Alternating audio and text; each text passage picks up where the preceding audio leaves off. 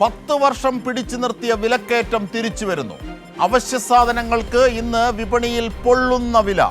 സാധാരണക്കാരൻ ആശ്രയിക്കുന്ന സപ്ലൈകോയും കാലിയാകുന്നു.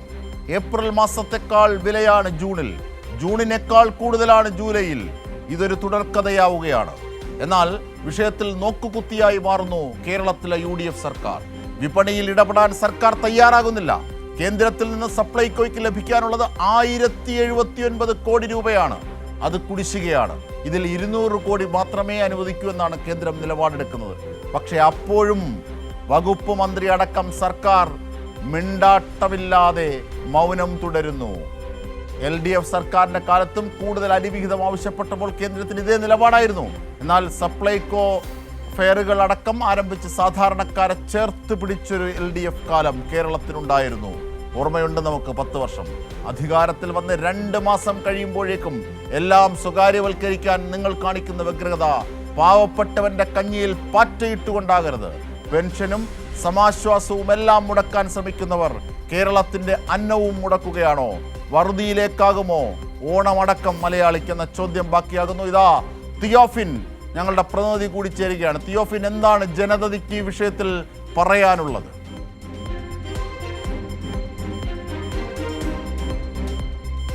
അജിംഷാദ്, കാലങ്ങളായി സാധാരണക്കാരായ ജനങ്ങൾ പൊതുവിപണിയിലെ വിലക്കയറ്റം വരുമ്പോൾ ആശ്രയിച്ചിരുന്ന സ്ഥാപനമാണ് സപ്ലൈകോ. നമ്മളിപ്പോൾ നിൽക്കുന്ന എറണാകുളത്തെ ഒരു സപ്ലൈകോ ഔട്ട്ലെറ്റിന് മുന്നിലാണ്. സപ്ലൈകോ ഓഫീസിന് സമീപത്ത് തന്നെയുള്ള ഔട്ട്ലെറ്റാണ്. അവിടേക്ക് തന്നെ ആദ്യം ദൃശ്യം നോക്കാം. ഒരു മനുഷ്യൻ അവിടെ ഇല്ല എന്നുള്ളതാണ് യാഥാർത്ഥ്യം.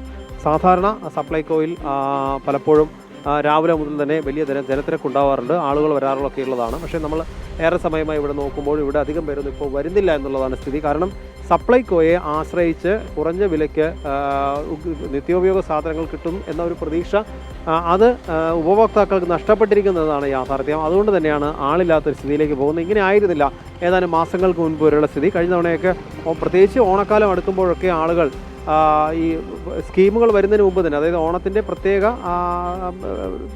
റിബേറ്റോട് കൂടിയുള്ള സാധനങ്ങളൊക്കെ ഈ നിത്യോപയോഗ സാധനം ലഭിക്കുന്നതിന് മുമ്പ് തന്നെ ആളുകൾ കുറേയൊക്കെ സാധനങ്ങൾ നേരത്തെ വാങ്ങി വെക്കുന്ന ഒരു പതിവൊക്കെ ഉണ്ട്. ഇനിയിപ്പോൾ ഒരു മാസമാണ് ഓണത്തിനുള്ളത്. ആ ഒരു മാസം ബാക്കിയുള്ളപ്പോൾ തന്നെ എന്ത് ചെയ്യണം എന്നറിയാൻ കഴിയാത്തൊരു സ്ഥിതിയാണ്. സപ്ലൈകോയിൽ എന്തായാലും ആളില്ലാത്തൊരവസ്ഥയാണ്.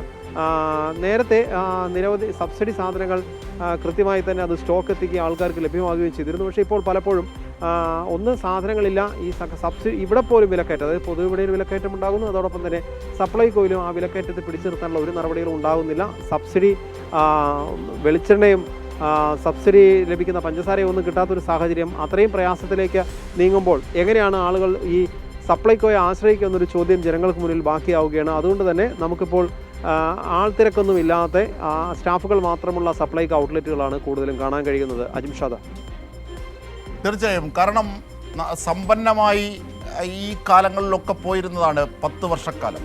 മാത്രമല്ല, കേന്ദ്രം ഇത്തരത്തിൽ പല വിധത്തിലുള്ള മുടക്ക് നയങ്ങൾ ഇടുമ്പോഴും അതിനെയൊക്കെ അതിജീവിക്കാൻ ഒരു പ്ലാൻ ബിയോടുകൂടി ജനങ്ങളെ സമ്പന്നമാക്കി നിലനിർത്താൻ മുൻ സർക്കാർ ശ്രമിച്ചിട്ടുണ്ട്. പക്ഷേ അതാണ് വെറും 2 മാസം കൊണ്ട് കളഞ്ഞത്. സപ്ലൈകോയിൽ സാധനങ്ങളില്ല, മാത്രമല്ല എല്ലാത്തിനും പുറത്ത് തീവില. സർക്കാർ വിപണിയിൽ ഇടപെടുന്നില്ല, ജനം പൊറുതിമുട്ടുന്നു. വരാൻ പോകുന്നത് ഓണക്കാലമാണ്. തിയോഫിൻ, എന്താണ് ജനങ്ങൾക്ക് പറയാനുള്ളത്?